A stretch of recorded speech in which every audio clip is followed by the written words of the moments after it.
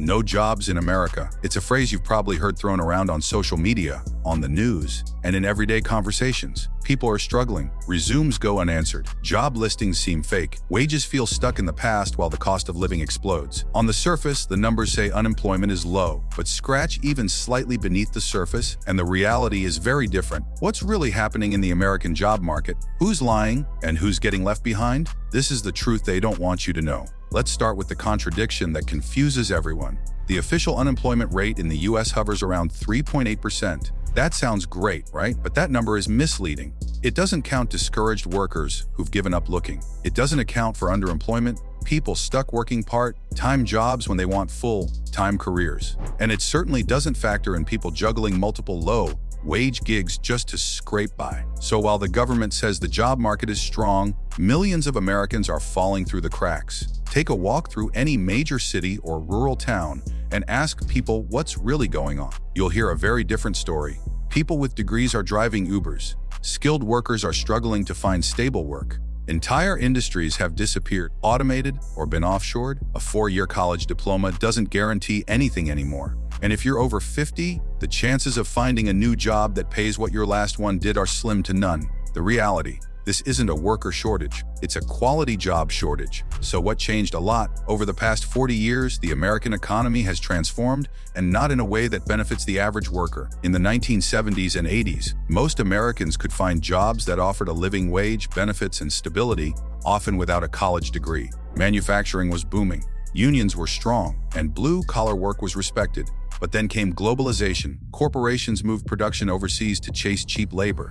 NAFTA and other trade deals gutted U.S. manufacturing hubs. Towns that once thrived with factories now suffer from decay, addiction, and poverty. Next came automation. Robots, software, and AI replaced millions of workers. At first, it was factory jobs. Then cashiers, clerks, bank tellers, and even legal assistants. Now AI is starting to threaten white-collar work, copywriters, coders, analysts, and more. Every year, technology gets cheaper and more powerful, and companies are quick to replace people if it saves money. But while businesses rake in record profits, displaced workers are told to retrain or learn to code, as if that's an easy switch for everyone. Then there's the rise of the gig economy. Uber, DoorDash, Fiverr, Amazon delivery routes. Gig work was sold as freedom. Be your own boss, set your own hours. But the truth is far grimmer. Most gig workers have no benefits, no job security, and are often making below minimum wage when you factor in expenses. There's no health care, no paid time off, no retirement contributions. Just hustle, burnout,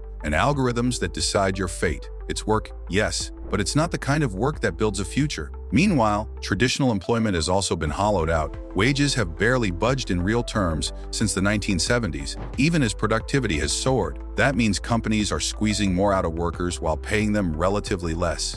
CO pay has skyrocketed. Stock buybacks have enriched shareholders. But the average worker, they're paying more for health care, more for rent, more for gas, more for food, while their paychecks feel frozen in time. And let's talk about college. For decades, Americans were told, go to college and you'll get a good job. But now student debt has surpassed $1.7 trillion, and many grads are finding that their degrees don't match job market demands. There's a glut of overqualified people applying for underpaying jobs, and it's no surprise when jobs require a bachelor's degree just to be considered for roles that used to take a high school diploma. You're creating a race to the bottom. Add in automation and outsourcing, and it becomes clear college is no longer a guaranteed path to upward mobility. So who exactly is doing well in this economy? High-income professionals in tech, finance, and medicine are still thriving, but they make up a small fraction of the population. The rest, they're trying to keep up. Immigrants, young workers, single parents, veterans, and older Americans are all competing for the same shrinking pool of decent, paying jobs. And those jobs often come with high stress, low pay, and limited advancement. The result? Frustration, depression, a feeling that the American dream has been put on hold indefinitely. And yet, there's a deeper layer to this. It's not just about wages or automation. It's about how the system is structured. Job listings that require years of experience for entry-level roles. Applicant tracking systems that reject resumes before a human even sees them. Companies ghosting applicants. Jobs that pay less than the cost of commuting to them. And when layoffs happen, they're often announced with cold emails or AI-generated notices. It feels less like an economy and more like a machine that doesn't care if you survive. You'd think that in the face of this crisis, there'd be action. But instead, we get gaslighting. Politicians brag about job creation even when those jobs are part-time, temporary, or contract-based. Billionaires claim anyone can succeed if they just work harder. Meanwhile, working Americans are told to learn new skills, move to new cities, take unpaid internships, or accept side hustles as a badge of honor. But hard work doesn't guarantee results when the game is rigged. So what's the truth they don't want you to know? It's that the job market isn't broken. It's been intentionally reshaped to benefit corporations and capital over workers and labor. Globalization, automation, and deregulation were all sold as progress, but the progress never trickled down. And now, the same forces that built billion-dollar companies are leaving millions behind. That's not a bug in the system, it's the design. Yet despite all this, there's hope. The cracks in the system are becoming impossible to ignore. Workers are organizing again. Unions are gaining traction, even in tech and service industries. Walkouts, strikes, and protests are increasing. Younger generations are rejecting the grind culture and demanding balance, purpose, and respect. Remote work is challenging traditional office hierarchies, and the conversation about universal basic income, 4-day work weeks, and labor protections is getting louder.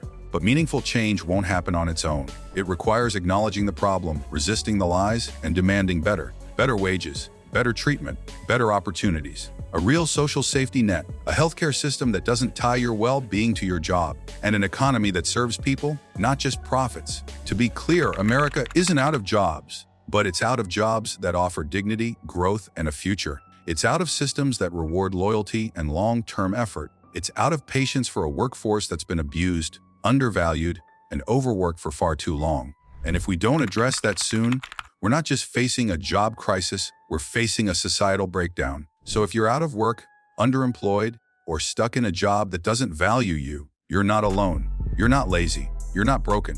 You're operating in a system that was never designed for your success. And the truth is, millions of others are in the same boat, frustrated, exhausted, and fed up with the myth that hard work automatically leads to prosperity. In the end, the job crisis in America is not just an economic issue, it's a human one. It's about fairness, security, and the ability to live with dignity. It's about whether we believe in building a future where everyone has a shot, not just the privileged few.